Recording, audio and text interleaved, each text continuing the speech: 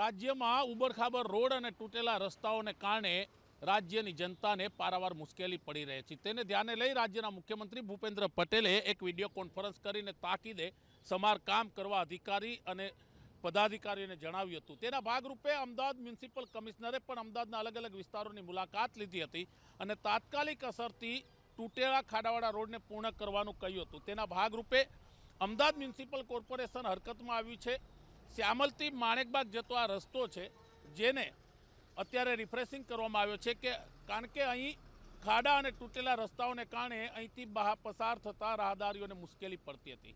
Ahmedabad municipal corporation એટલે કે અમદાવાદના કમિશનરે પણ અધિકારીઓને તાકીદ કરી છે કે આવનારા 31 ડિસેમ્બર સુધીમાં તમામ તૂટેલા રસ્તા અને ખાડા ખબડાવાળા રસ્તાઓને તાત્કાલિક રિપેર કરવામાં આવે। કહેવામાં આવી રહ્યું છે કે 32 રોડનું કાર્ય પૂર્ણ થયું છે, જ્યારે 138 રોડનું કાર્ય છે તે બાકી છે।